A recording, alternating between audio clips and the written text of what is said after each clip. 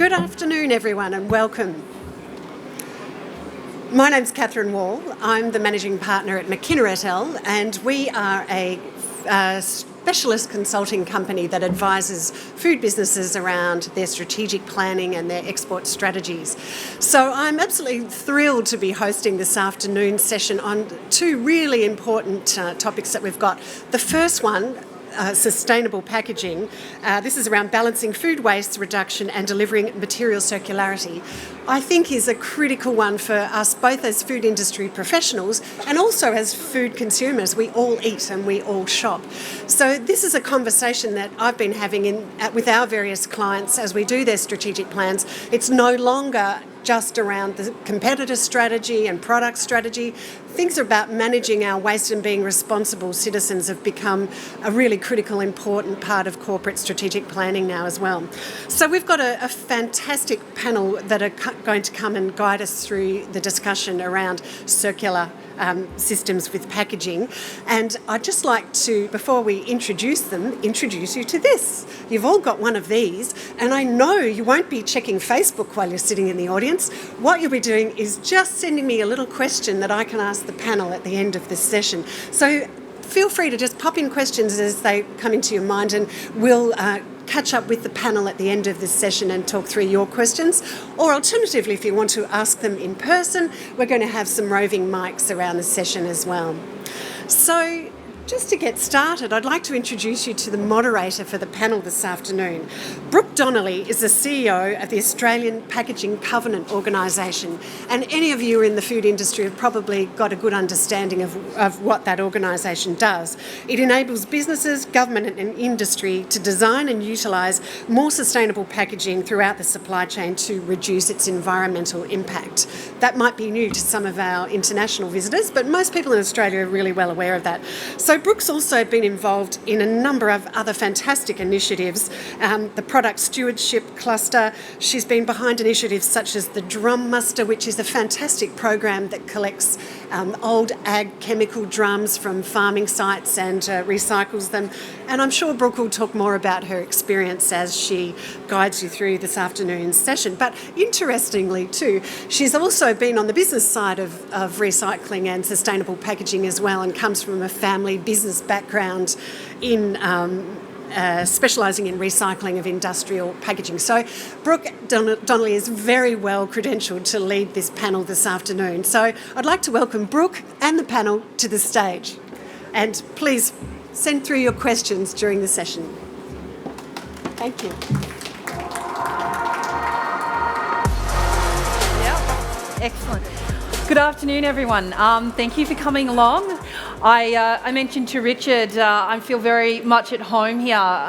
As was mentioned in my bio, I originally started out in my family business, and my family business was recycling of industrial packaging. So I can have a very close relationship to these IBCs that surround you. I've seen them in much worse condition than this, and got them back to this cleanly state, which is a wonderful thing to see. So I feel very much at home here. But I'd like to take a moment to introduce you all to the panel. So as the CEO of the Australian Packaging Covenant Organisation, or APCO, one of the most wonderful things about my job is the absolutely incredible people I get to work with, both in government and in industry. And we've been very fortunate today to have some of the leading organisations in this space join us to have a chat to you about packaging, but packaging in the context of sustainable packaging and what that means. So to my left here is Andrew Pooch, and Andrew is from Tetra.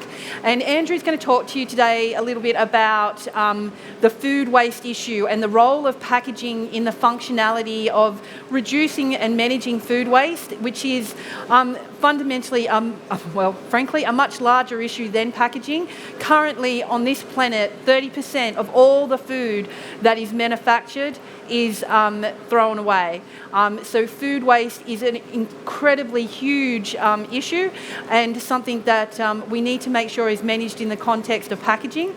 And so Andrew's going to talk a little bit about the recent IPCC report and how packaging addresses some of the food waste management issues. And then we've got Liz from CHEP joining us. Now, What we've tried to do is have the conversation around the functionality of packaging and then talk a little bit about how do you address sustainability in the broader context of the national packaging targets. So there's really three pillars there. One is recyclability, one is reuse, and one is compostability. So Liz, being from CHEP, for those of you who don't know the organisation CHEP, all of the wooden pallets that you see around, most of them are CHEP pallets, and they're part of a reuse or a pooling model. So this is your third industrial revolution, the shared economy very much at play. And CHEP is one of the industry leaders globally in this space. And we're very lucky to have Liz join us today and talk to us a little bit about reuse and how reuse can be applied in different ways throughout the packaging ecosystem. And then further along we have Tom. Tom is from Detmold, which is Biopak, which is an organisation that last year in 2018 won the Sustainable Award for the most sustainable packaging company in Australia. And they won that for a program largely around some program work that they developed around a closed loop opportunity for coffee cups in the Recycle Me program. So he's going to talk to you a little bit about how that work can happen from an industry perspective and how industry can respond to what consumers are looking for in the packaging space and the actual development of a closed loop system for recyclability. And then at the far end, we have Richard Fine from Biopak. And Biopak is one of the leading compostability packaging organisations in this country. And Richard is here to talk to you about the role of composting in packaging and how that can work through. So what I'll do first is just go along and get everyone to introduce themselves and just tell you a little bit about their role and their organisation. So we will start with Andrew. Okay, thanks, Brooke. My name is Andrew Pooch. I'm the Managing Director of Tetra Pak in Oceania. I've worked for Tetra Pak for about 30 years and most of that time working in Asia. So Tetra Pak's the world's largest supplier to the food processing and packaging industry. And obviously packaging is a very relevant topic nowadays. People are getting more and more concerned about the effect and the impact of packaging on the environment. But Tetra Pak as a leading manufacturer to that industry also needs to be a leader in the solution to the problems that packaging is creating. Liz? Good afternoon, everybody. My name's Liz Mannis. I'm the Executive General Manager of CHEP Australia. So CHEP's business model, as Brooke said, is unique in that it covers both the circular and the sharing economy. Now, CHEP, I think, simply put, moves more products to more places, to more people than any other organisation in the world these days. And I'm proud to say we started here in Australia. So we are over 60 years old here in Australia. We're part of the broader Brambles Group, which is in the top 20 ASX listed right here. And I think it has, as we'll talk a bit later, the whole circularity at its core. You know, what we do is sustainability, what we are is sustainability. And having been a customer of CHEP for many, many years, both here and internationally, it's been fascinating to join CHEP over the last 6 months and actually understand the depth and breadth of the sustainability that CHEP offers and collaborates with in industry. Thanks, Liz. My name's Tom Lunn. I'm the Group General Manager of Marketing and Innovation for the Detmold Group. So Detpak is the brand that most people would know in the food service industry. We're a manufacturer of packaging, Australian-owned private company. We make paper and board packaging primarily, and we champion recycling as part of our core value proposition. So all of this movement with the global targets plays right into our business and has really helped us regenerate our way forward. Richard Fine from Biopak. I'm the Founder and Sustainability Director. As a second-generation packaging professional, I noticed an opportunity in 2006 to, I guess, disrupt the packaging industry in the sense of finding alternatives for plastic packaging, specifically for the food service sector. The company is very much focused on circular economy principles. We're a certified B Corp, and we provide compostable packaging solutions to the industry. So we've got quite the who's who of sustainable packaging here for you this afternoon, and as I mentioned, one of the one of the great things that I get to do is to work with these wonderful people. And what we really want you to take away from today is to understand the absolutely incredible level of commitment and activity that there is in the sustainable packaging space here in Australia right now. I work as part of a global movement towards the implementation of a circular economy for packaging in Australia, which means I work with organisations like RAP and Ellen MacArthur Foundation and the Sustainable Packaging Coalition in the US, and I work with organisations from geographies all around the world, and I can very much clearly and in good conscience tell you that, you know, leading that space, there's some great work being done globally, and Australia is at the forefront of that, along with geographies like the UK. There is some incredible work being done, and Australia is an incredibly vivacious and innovative country that's given the world Google Maps and the cochlear implants and, you know, the black box, and, you know, the issues that we have here now in Australia in terms of sustainability are great and complex and difficult to deal with, but we have some wonderful minds, and I'd like you to take away from today to understand that there's much good work being done. There's a lot of work still to be done, but we're going to talk you through what that looks like. So let's start with Andrew. And we'll talk a little bit about, some of you may, if you're in the sustainability space or the food waste space, may be familiar with the recent IPCC report that came out, and that was into climate change. But it really focused into the food waste issue, and it really made an urgent call for action, that burning platform that we need to really understand that the way we eat, how we grow our food, and the way we use the land is impactful and is affecting the planet in which we exist. And so it essentially described the requirement for a complete system overhaul, which is very much what we're doing here in Australia with sustainable packaging, with the transition to the circular economy. So sometimes when you think about that, the problem seems so immense and so overwhelming that it's difficult to understand, how does that actually happen? How do you actually tackle something that is so big? And what the question that we have here for Andrew is around, in the context of packaging, what is the role of packaging in that food waste space, and how do organisations like Tetra Pak take that consideration into the work that they do? Thanks, Brooke. Big question. Easy question. Yeah, easy one. I think it's worth touching on a couple of parts of the IPCC report. You know, they talked about the risk to the world of deforestation. I think that's one of the major concerns. In Southeast Asia, every year, to produce palm oil, we see forests being burnt. We see the current situation in the Amazon. And if those forests or those areas keep being deforested, then a lot of the world's carbon absorption disappears. So the number one thing we need to do is make sure that the forests we have today remain. For us as a company involved in the paper industry, we use paper for our packaging. We've got to make sure that the paper we use comes from managed forests. That means that more trees are being planted than are being cut down. So we know that we're absorbing more carbon than we're using. Then going back to the IPCC report, it talked about the land use. I think if you look at how land is being used around the world, we've got to be more clever with how we use fertiliser. We've got to be more clever with how we manage animals and all these sort of things. I think it's very simplistic to say we all should become vegetarians and life would be much easier.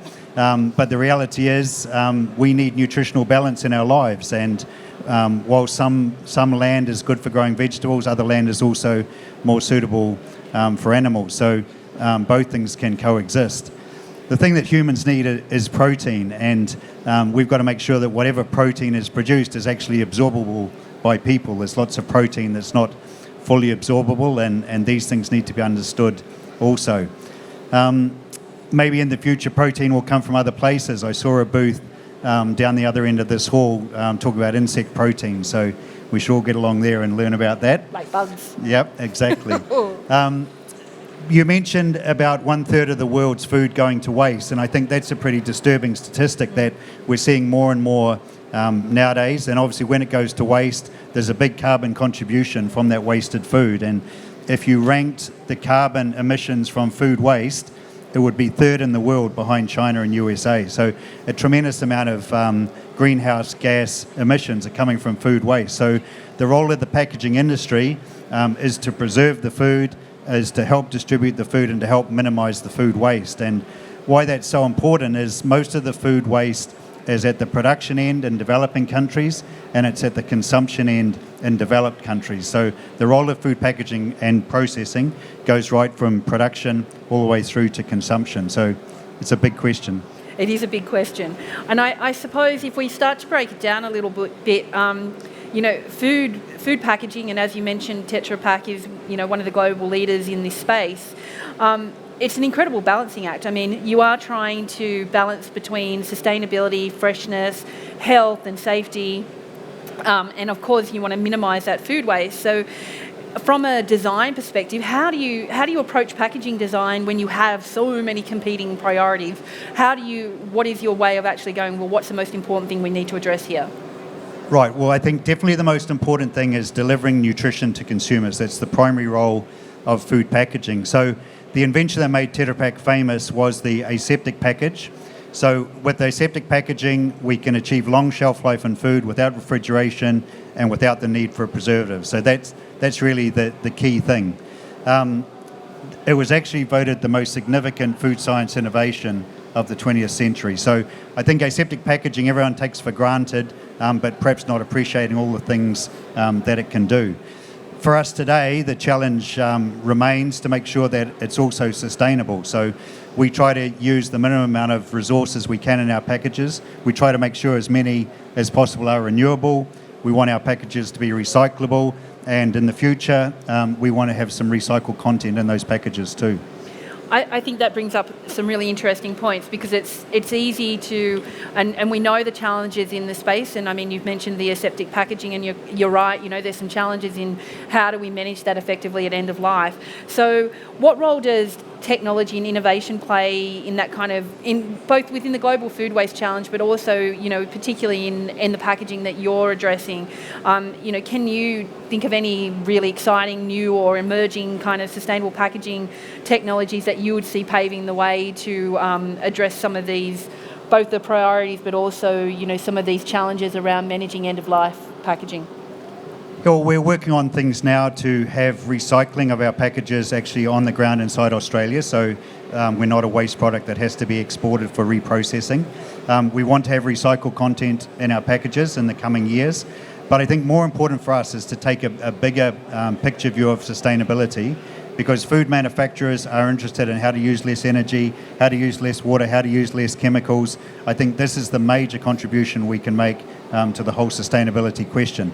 There's no doubt other innovations will come along. For example, high pressure processing is a very exciting food processing innovation, but it's not yet at a stage where it can be economically used for daily type of products. So I think watch this space. There's a lot happening.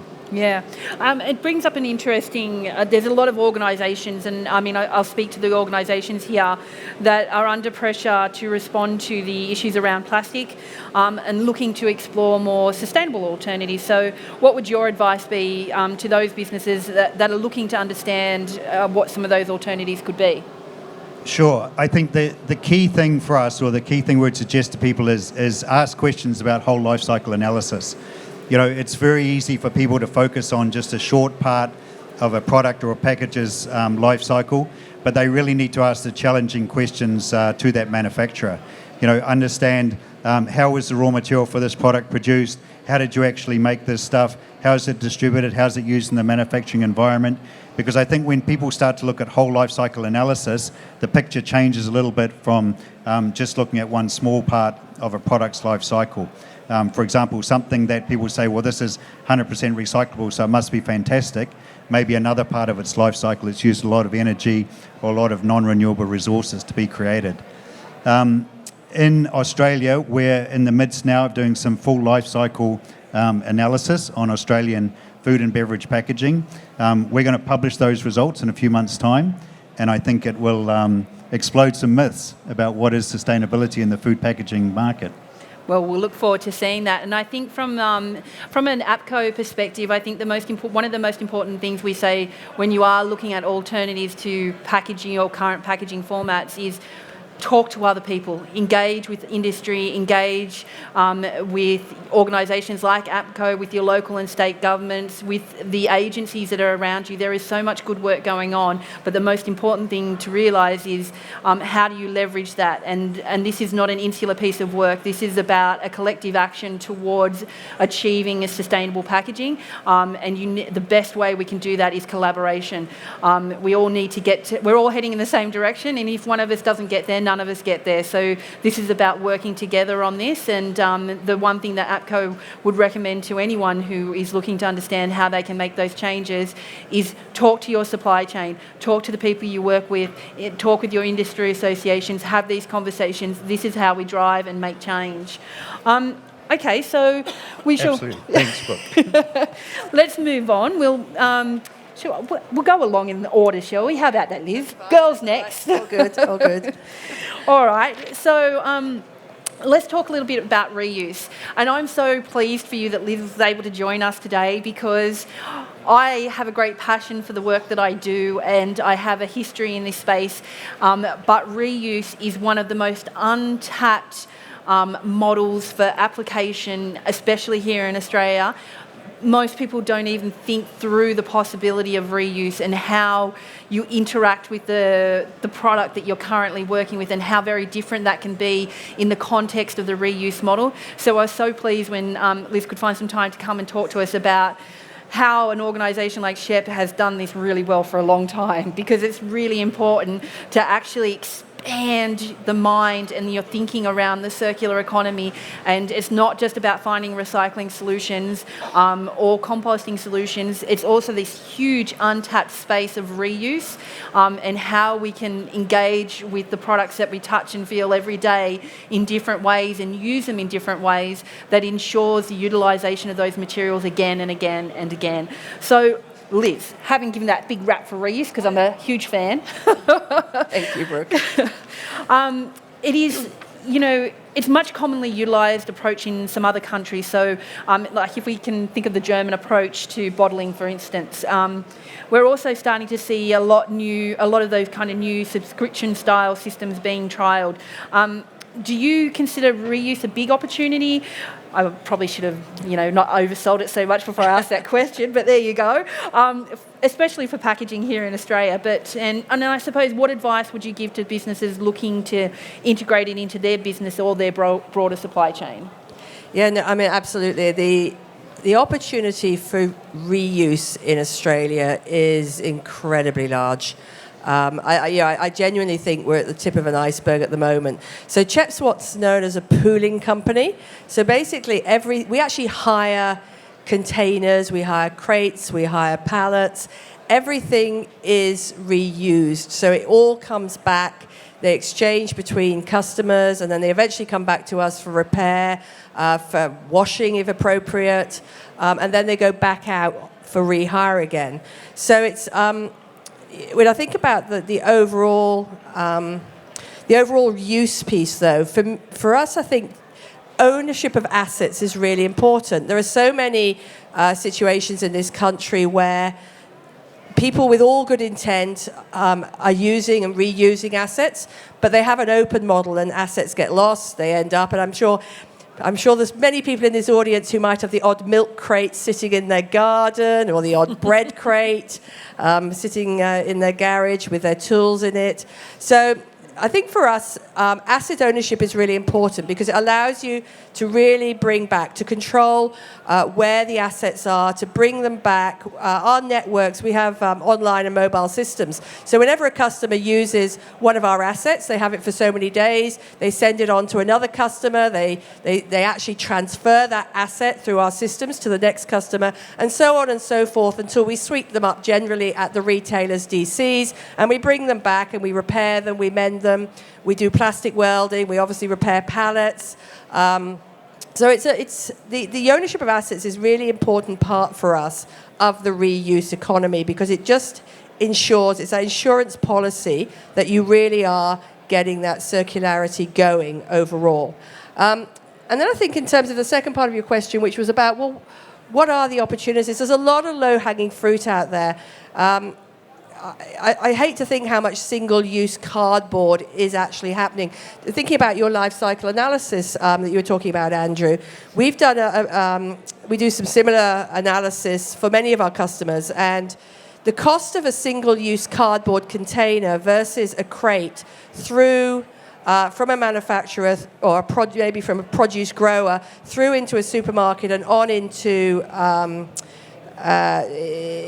the when you bundle them up and they go for recycling, the difference could be as much as $4 per container used if you were to value that through the whole supply chain. So there is actually a really economic argument for this as much as a sustainability one. Yeah, and I think, and that's really important, isn't it? Because, I mean, the thing we have to understand is whatever solutions we derive going forward to address the circular economy has to be done in the context of it's commercially viable.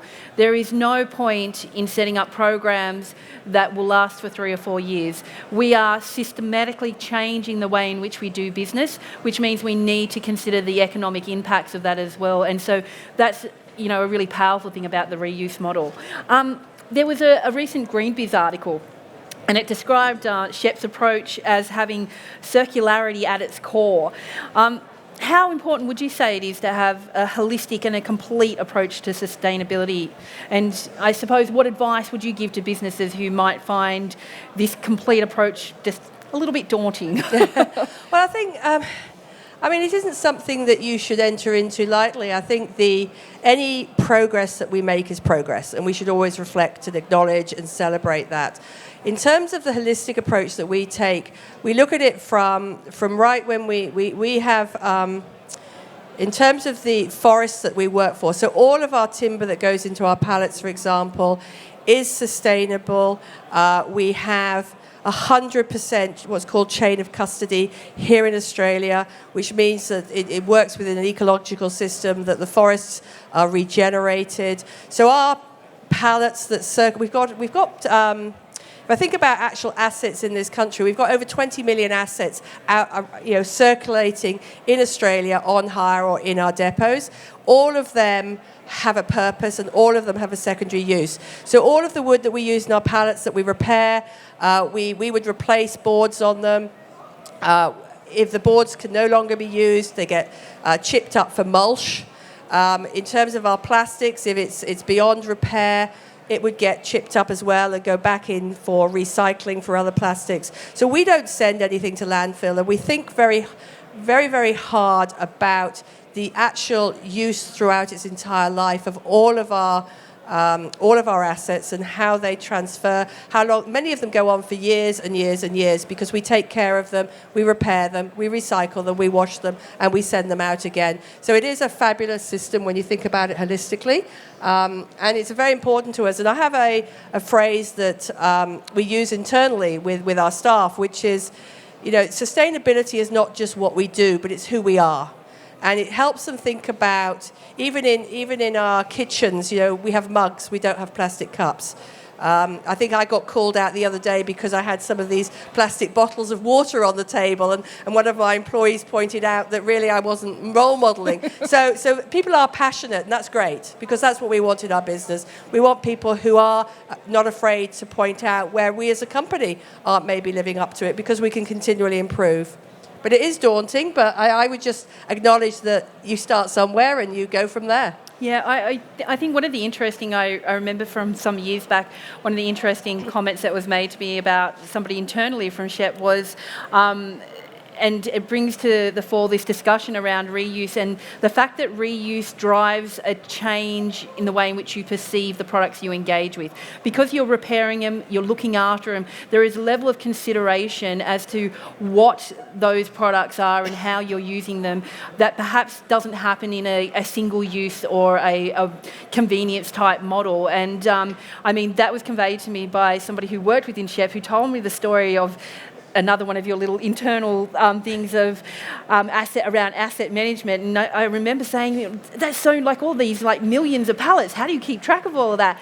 and he told me the story of you never leave a man in the field, and and it was like, oh, okay, so we never leave a pallet out there, and it was that kind of military perspective, don't leave a man out in the field. And I think that level of consideration is what happens when you are in that reuse mindset, where you are actually thinking about how the longevity of something and how you're going to look after something to continue to be able to use it. It's really important. We do. We have asset management specialists, we call them. We've got about 60 of them out in the field working across this country with all sorts of customers, helping them manage those assets. And I have to say, I actually have 4 people who are headed up by a wonderful, wonderful ex-police lady whose responsibility is called asset recovery, which is about don't leave a pallet in the field. And we get pictures sent to us, photographs sent to us of pallets in all sorts of interesting locations. And some are a little bit more tricky to extract than others, but we go get them. And we bring them back. They are ours, and we look after them and we own them. But it is, it's we can. I mean, our whole essence as a company is about collaborating with customers. We do a lot of work with the retailers. We do a lot of work with the growers right across this country. Our farmers, the industrial. Most of our business is in the fast-moving consumer goods area, but we work very closely with them, and we like to think of it as finding solutions that benefit their business but benefit a sustainable economy as well. Yes, it's a wonderful organisation. Okay, so shall we move along to Tom and talk a little bit about recyclability?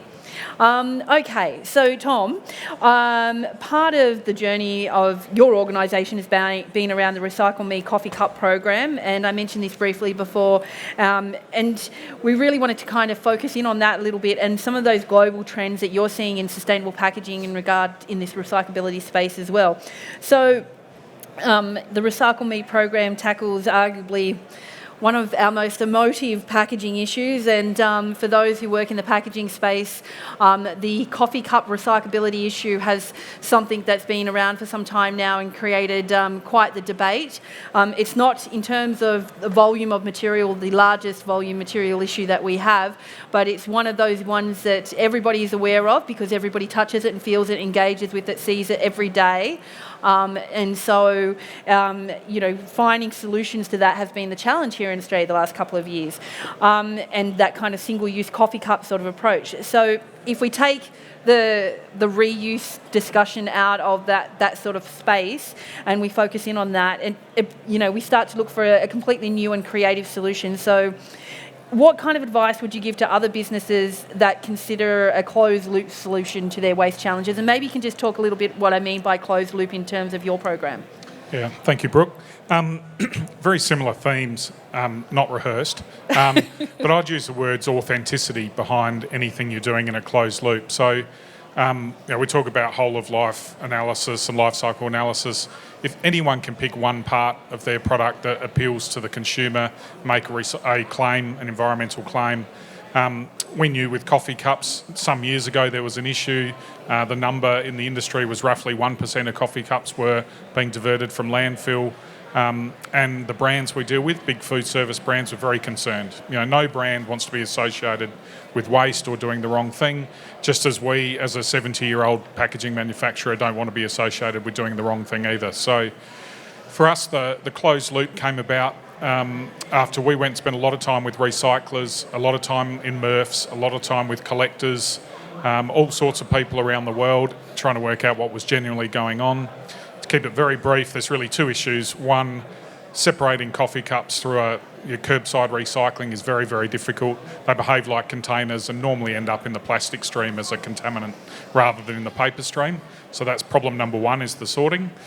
And problem number two is most coffee cups are covered in either polyethylene or a PLA layer, which is very, very difficult to recycle in an existing paper mill in Australia. And so there's two things you need to do. You need to change the technology and you need to resolve the collection and separation. So for us, lots of research. Don't try and do it on your own. As Brooke said, the danger here without collaborating is that you think you've got a solution that's going to work for the industry. If the market was going to solve it easily, it would have done it already. You're going to need to get people on board. You're going to understand what the objections are. We kissed a lot of frogs in this process. You're going to find a lot of people who don't want to help you. There's a lot of people with a lot invested in landfill. There's a lot of businesses who are incredibly efficient in the landfill space. That's not the way forward. And so the partners that we're working with are the innovative partners who see market opportunities to expand what they're doing. And so we spent a lot of time out looking for partners. We ended up working with Shredax primarily, who are a secure document shredding business. Their business is declining as we use less paper in the office. They're looking for income streams. Taking coffee cups, turning them into copy paper is actually a great tie-in with where they're sending their product already. That brought in other partners. It's great fibre. 95% of these cups is virgin paper fibre. So for us, ticked all the boxes. I guess in terms of the reality, it's hard work.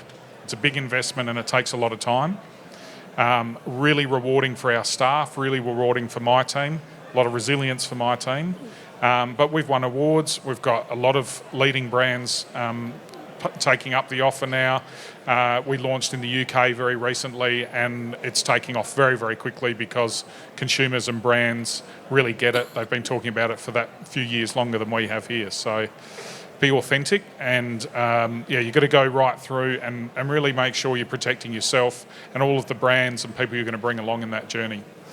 Yeah, I think one of the important things that you honed in there on, Tom, was around partners and finding the right partners. And I think the Shredax example is a great example. It's an organisation who has a challenge. It's an industry that, as you say, is declining. And and it's easy to be overwhelmed by the challenges in this space, but within those challenges are the opportunities. And I think that's a really important thing to kind of highlight here, because we are talking about, sometimes in this space we're talking about scaling up things and current technologies and just doing what we do but do more of it. But we're also talking about the reality that when we are talking about recycling, especially if you're talking the plastic space, you're talking about finding solutions to issues that we don't currently have or that might be somewhere else globally, and how that fits in the Australian marketplace. So, that means we really are talking about change. We're talking about momentum for change. And is that an appetite and a momentum that you're seeing and something that you're experiencing in the broader supply chain that you're working with? Yeah, so the easiest part for us has been the brands we deal with. We're dealing with all the big food service brands, all the coffee people, all those brands who genuinely want to do the right thing.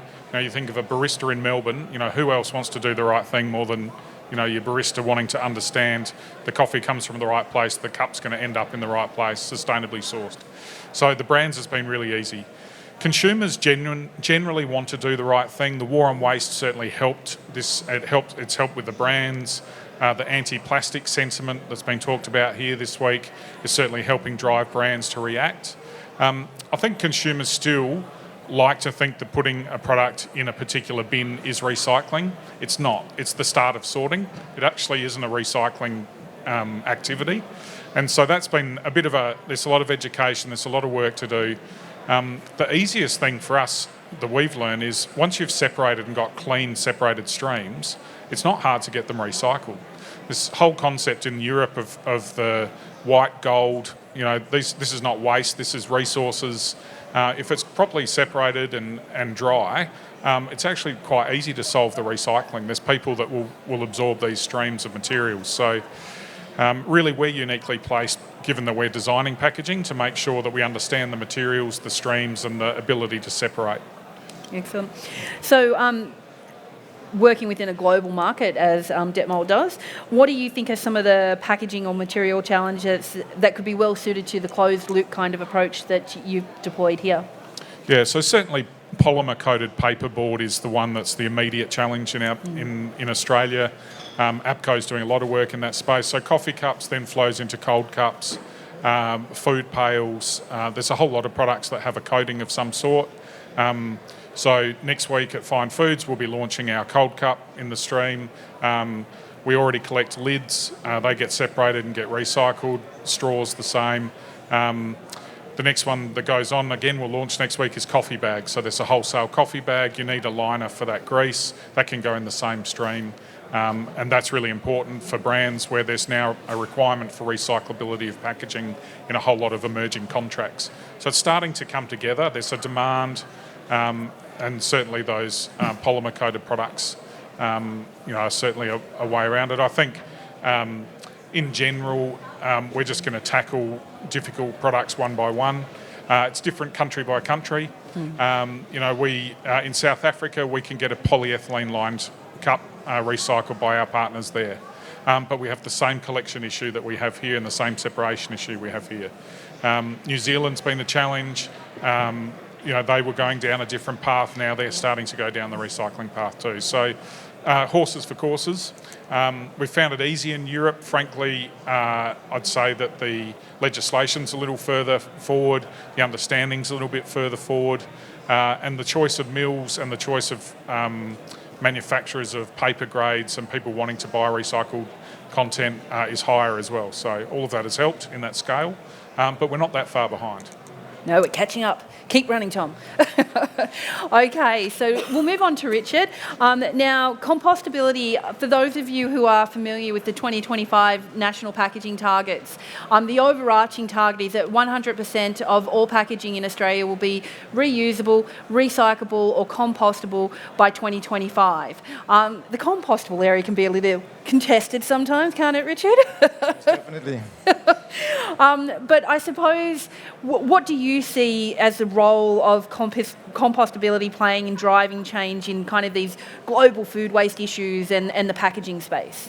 So it's really interesting. I mean, the benefit of compostability, I think, is when you look at circular economy principles and designing for circular economy principles, it's really important to keep technical and biological nutrients separate. So polymers, metals, and everything kept separate from organic materials, fibers, and the such, because it's really difficult once they blend it together to separate them out and recycle them. So designing up front for separation, and sort of Tom mentioned earlier that it's really important to have these material streams as clean as possible to facilitate effective recycling. Where compostable packaging plays a role, we see it in the food service industry. Ultimately, the consumption of food service on the go generates food waste, and that food waste is often attached to the packaging. We obviously encourage reusables wherever possible, but it's not always practical to serve large crowds of people on the go in reusable packaging. And this is where compostable packaging comes into its own. It facilitates the diversion not only of the packaging, but the food scraps as well from landfill. And as you probably know, landfill of organic waste generates methane, which is a lot more potent than CO2 as a greenhouse gas. So it's facilitating two actually objectives: diverting food waste and actually recovering the materials and turning them into nutrients, returning them back into the system in a really beautiful circular economy way. Compostable, it doesn't work for everything. The Tetra Paks of the world need these plastics and these materials that are not compostable, that are durable, in order to provide nutrition to large volumes of people without refrigeration. So really, it's really important to sort of select the right material for the right application. And I think Richard makes a really valuable point there, and it's the reason that you have 4 people sitting here on this panel, because as much as I'd love to tell you that there is a single solution and there is a silver bullet, and if we just recycle everything, or we just reuse everything, or we just compost everything, all of our problems will be resolved, that is just fundamentally untrue. The situation is complex, and it requires multiple approaches and multiple ways that meet certain environmental conditions and nuances in marketplaces and uses to be able to address the system of issues that we have. And when it comes to compostability, Richard makes a really good point about it's not the solution for everything, just like recyclability isn't, nor is reuse. It's about the combination of those and deploying these efforts and activities in the right sequence of events in the right circumstances. So, I mean, one of the things that we hear in the composting space too is some of the challenges we need to work through here in Australia. So, as you said, your organisation was 2006, and you're leading in the space, so it's still relatively new, and I suppose there's some challenges around the collection and processing, and but it is an approach that's been deployed effectively elsewhere. And what do you really think we can learn about compostability from the global stage? It's really important for us, and we too don't want to leave anyone behind in the field. And so for us, it's really important as an organization to take responsibility for our products and ensure that they are recovered at the end of their life. So, compostability is really important, and I think that some countries that are really sort of leading that field would be California, for example, has an 80% diversion rate of their organics or of their waste, which is probably a world leader. And the reason that they can do that is a combination of government legislation and policy coupled with the relevant infrastructure to deal with that. And certainly in Australia, we're lacking the infrastructure. In 2017, we took it on our own initiative to launch a compost collection program, which cafes sign up for, and they get a compost bin. But it's quite difficult, and the challenge continues. Obviously, by the very nature of food service packaging, a lot of it is not consumed at the point of purchase. So the challenge for us is how do we recover that in public places? There's a lot of work being undertaken by APCO at the moment to investigate the barriers and opportunities to, I guess, reach those targets, those 2025 targets, where the packaging that is compostable is able to be recovered effectively. There's a lot of technological innovation, which we believe can solve the problem or go a long way to solving that, removing the whole decision-making process away from the consumer, using technology to automatically sort out those wastes in public places is something we're investigating, and we hope to run a pilot project soon. So there's a lot of obstacles and barriers, but there's a lot of innovative solutions coming to the market. One of the other areas around compostable packaging here in Australia, because it is relatively new, is around some of the competing claims that are out there. And worryingly, a lot of these are somewhat unverified. So from your view, what do you think is, or how important is the role of industry standards in providing clarity for both business and consumers? It's really important. I mean, consumers are confused. They're being bombarded with all this information from brand owners and sustainability, greenwashing. So it's really important to have an independently verified certification scheme that gives trust not only to the consumer, but to the partners who are ultimately processing. The last thing we want to do with this waste stream is contaminate the composting stream. It's really important that we provide a high, clean quality material into the compost feedstock that can then be converted into high quality compost, returned back into the agricultural cycle again to grow more food. So in Australia, we have the Australasian Bioplastic Association, which manage the seedling certification, which is based on European standards, but Australia is just one level up from the Europeans, and we have additional toxicity tests. All of our products are certified compostable to Australian standards, and this gives the composting partners the confidence that our products will not contaminate their recycling stream. The EPA is also doing its own independent verifications by testing large quantities of compostable packaging in the compost stream to see if there's any adverse effects. We're pretty confident the testing is very rigorous. It's quite costly. It takes a 6-month process, and by the end of it, once your product passes, you can be confident that it will behave the way you say it will. And I think this is a really important thing. If you are thinking about the compostable space, think through, is it the right fit in terms of, Richard's drawn out here around how that works really well in the organic space and how we can get multiple positive impacts from that.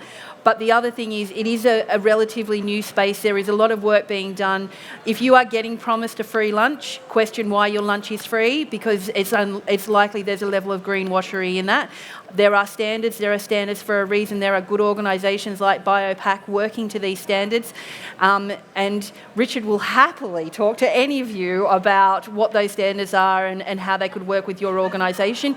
But buyer beware in this space in terms of if somebody's promising you a silver bullet, very much question what it is that you're getting for your money, because compostability is a great opportunity and there's a lot of great things can be done in that space, but it's new and we need to be careful how we work through that space. But I think we'll move on, and I think we've got some questions. Yes, Brooke, we have got a few questions, and I'm going to roll a few of them in together just so we can get through some questions on the floor as well. And they really relate directly to my experience in advising food companies. So often I sit around the table with a bunch of marketing people and they say, we've looked at the sustainable packaging options and quite frankly they're a compromise. We'd love to, and they really haven't been able to do what Richard's done, which is turn that into a competitive advantage in the market. So we've had a few challenging questions here around how could you help me? And one of them is around ideal packaging for crackers. It's got to be a pack that can sustain the product in transit as well as protect the food while it's on the shelf. And also, have something that still delivers on shelf appeal and makes it possible to convey the marketing messages. The other was around dry and frozen products. For example, one startup manufacturing company here is looking for an option for dry and frozen products that are not plastic. And what about snack foods, where you're packing in small portions, so therefore you inherently are using quite a lot of packaging in the process? Perhaps we could throw those thoughts around the panel. Yeah, it's going to be very difficult. I'll be honest, it's going to be very difficult to answer particular questions about a particular packaging format. As Andrew drew on initially, there's a life cycle analysis process, so it's hard to say to you from this group of people here in this forum what would be the right thing to put your crackers in. What I would say, and I think we'd all agree, is start with the waste hierarchy. Understand what you're actually trying to achieve here. The highest order priority you can achieve is avoidance and reduction. So, how do you avoid using as much material as you are, right down through to reuse, recyclability, and then compostability, and then landfilling. So going back and understanding the priority of how you do this, you should be doing that before you are actually asking what's the right packaging format. You actually need to understand, go through those elements of the waste hierarchy. And maybe Tom, you could add to that as well. Yeah, I think so. One of the advantages of the framework that APCO's created is the ARL, so the Australasian Recycling Label. So go through your reusables, do all of the reduction. Absolutely has to be done in order of the waste hierarchy. We agree. When you get to the recyclable, you should be talking to your packaging designer about, can it have the ARL on it, and if not, why not, and what minimise those elements that can't have the ARL. That has the advantage of both assessing the technical recyclability and the likelihood that it will get recycled via curbside in Australia. So it's an assurance for the brand that they're doing the right thing. I know it's growing very fast, but if you're looking at packaging that's going to go via the supermarkets, you're going to run into it anyway. Coles is very high in their agenda. Woolworths, looking at it as well. So certainly the ARL is a big part of that. Richard? Just like to add that a lot of people sort of looking for alternatives for plastic, thinking that plastic is all bad, and really that's not the case. Plastic is a very important role in preserving the shelf life of food, and it shouldn't be compromised by choosing a material that is less effective at doing that. So there's a lot of work happening now to, fix the broken recycling system that we have, not only in Australia but globally. And there's a lot of exciting innovations that'll be able to take those materials back in a closed loop, convert them back into virgin grade and be reused in the packaging sector again. So plastics aren't all bad, and it's not always the worst thing that you can do. If it's going to preserve the shelf life of your food, then that's the right choice to use. Fantastic. We've had another question that, Brooke, might be right up your alley. How will the 2025 goal on packaging affect imported products? And I know from our work with exporters, quite often our horticultural exports in our key export markets are viewed very critically because we don't tend to have packaging on them. When you walk through a gourmet supermarket in Hong Kong, the Australian eggplant is the only one sitting there without a pack around it, and the buyers are saying, well, it affects the lifespan of the product on the shelf, and it also, we want pull-through. We want it to say it's grown in Australia. We want it to have a stronger call to action on the pack. So what's the situation with the differences between the Australian policy and the imported policy on imported products? There is no difference. The packaging that comes into this country that's imported and used in this country, either in the context of it's around an existing product or it's brought in to then be packaging something that's manufactured here in Australia, we have a responsibility for that, as we do have a responsibility for the wonderful packaging that's created in South Australia in Detmold's factory. There is no difference between what we import into this country and what we manufacture here. We treat it all the same. We consider it all within the circular economy. Once it's here, it's our problem. It's not leaving here. And so we need to deal with it on country, and that's one of the big challenges that we have. But what I would say to you, as if you are a manufacturer or you are an importer that is buying packaging into this country, you are the customer. And as your you have the same power in this discussion as your consumer has with you as the seller to them, and that is you define what are the conditions as what is acceptable to you. And if it's acceptable to you in your community, because that's what you are talking about, you're talking about the community you live in here in Australia, that waste is going to end up where your children play, it's going to end up at your beaches, it's going to end up in your community. So remember that when you set the standard and the agreements and the contracts with importers around packaging about what is acceptable to your organisation. So there's no difference. You can't go, oh, we're just going to deal with this bit because we made that in Australia. 100%. 100%. Whether you import it or whether it's manufactured here, it's all accountable, and we have to deal with it on country. So the days of being able to not look and it goes away and it's not our problem anymore are well and truly over, and that's presenting a whole lot of challenges, but within that are a whole lot of opportunities, and that 100% target is entirely achievable, and it doesn't matter whether you import that product in here or you manufacture it in Australia. We are responsible, each and every single one of us. So it's there is no difference in that policy. Thanks, Brooke. We've only got a few minutes left, but we would like to open up for some questions from the floor. If anyone's got a bit, I haven't managed to get through all of the questions that have come through the app. So if anyone would like to ask them now, raise your hand, and our fabulous mic monitors will pass the mic. Thank you. My question's around consumers. So those of us in the industry understand the issues and that there's no silver bullet. We use soft plastic. We've reduced our waste from 60% to less than 5% by packaging. We've looked at all the compostable alternatives, and they come from Europe. They're very expensive, and obviously there's a whole issue around the carbon emissions. But consumers are telling us we don't care, just get out of plastic, and they're not interested in the life cycle analysis. We are. We think it'll come back to bite us if we do it and import from Europe. But how do we get that message to consumers, because they're demanding it whilst they don't understand it? Yeah. I think this is a classic one, and you know what? It is about behavioural change, and everybody can talk to you a little bit more about this. We have to deal with these pressures, and part of the work that APCO does is about repositioning this conversation. And, Richard made a point before about not demonising plastic. Not all plastic is good plastic. Equally, not all plastic is bad plastic. What is bad is how we've managed it at end of life traditionally, and that is what we need to do differently. We work actively and fund a consumer education program with Planet Arc to talk to consumers through schools, through work, through communities about these issues in this space, and things like life cycle analysis, and why choices are important, and why sometimes you need to put something in plastic because it actually means that your food is not going to get thrown away, and you're actually going to be able to control that. So these are all really important things, but there is a big piece of work that's being done now, and we've just received some funding from federal government earlier this year to broaden the consumer education in this space, to work more actively to help people understand what their role is in this work. But maybe, Andrew, you've got something to add to that? I absolutely agree with what you said. I add one other thing. Don't underestimate what millennials and Gen Zs know already about life cycle analysis. So baby boomers like me, we created the problem, but our children understand how to fix the problem better than maybe we do. So I don't think we should assume consumers don't understand. Certainly young ones do.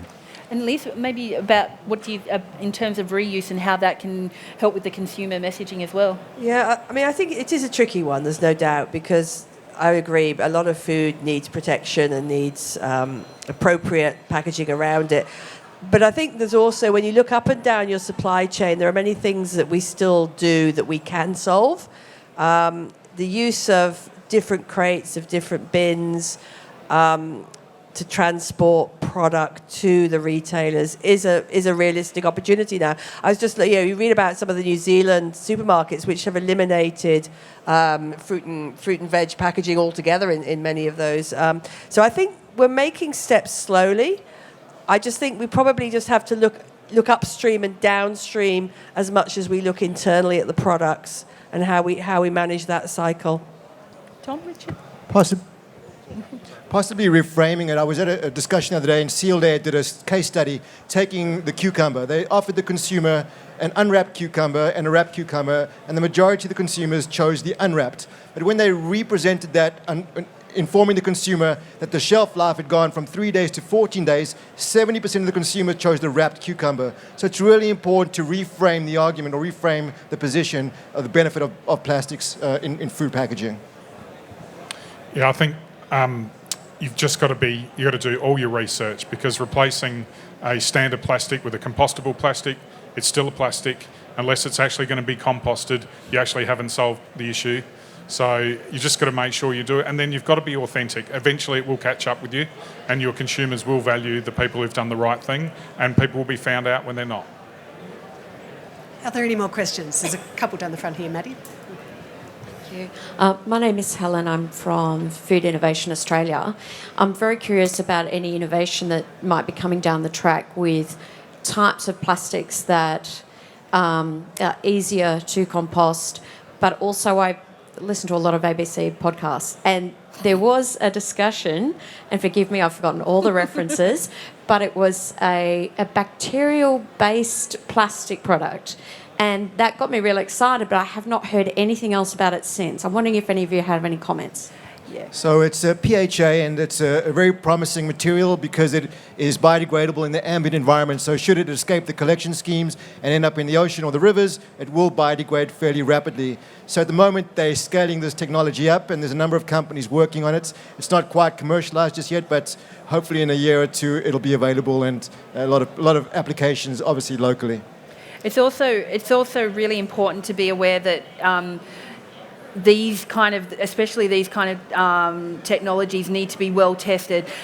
We don't want to end up, going down the oxo-degradable pathway again and actually creating microplastics and things like that. So it's really important not to buy into there's a single solution for all of this, and to really make sure these are well tested, especially if you are putting them out into our oceans and our environment. Food safety. Yeah, and food safety and all those kind of issues that are associated with it. Yeah, I think just picking up on Brooke's point, so we have currently 8 plastic alternatives in our development stream for our coffee cups. 6 of those fail the microplastics testing at the end of it still. They're commonly used in North Asia in lots of applications. So there's a lot of work to do. You can't solve one problem and create others. So. We do have one more quick question, because we're just about to run out of time, so do make it quick. Yeah, sure. Hi, I'm Kim Berry. I'm the editor of Food and Drink Business magazine. There was a recent report that just came out in the States in the New Food Economy publication, where they found that all compostable bowls that were used at Chipotle and Sweetgreen actually contained PFAS. And I know that this sort of ties in a lot, Richard, to what you were talking about as to how you ensure integrity of these products, and how do you, particularly I guess when there's trying to be so much pace and trying to get these things happening as quickly as possible. But if you've got a product that is apparently compostable, but in the meantime is potentially doing your health harm, what do you do how do you ensure that situation can't happen? Yeah, great question. There's a lot of issues and a lot of media focus around PFAS in sugarcane pulp particularly, and PFAS is not only used in food packaging, but obviously in a lot of other applications where humans are exposed to it. We actually were aware of the PFAS quite a while back, and the Australian compost standards are, as I said, a bit more rigorous than the rest of the world. We have certain levels for fluorine or fluoride that are not in the European ones. We had our materials tested for PFAS, and they are under the detectable limits. But again, it's investigating your supply chain and ensuring that you do everything possible to make products that are not toxic at the end of their life cycle. I think we have to wrap up. We do. So can I ask all of you to thank these 4 wonderful people for coming and spending some time with you this afternoon. Thank you. And thank you to you too, Brooke, for facilitating the panel. Please come back at 3:45, because we've got a fantastic session on the future of international retail, evolutions in-store and online. So don't miss out on that session at 3:45.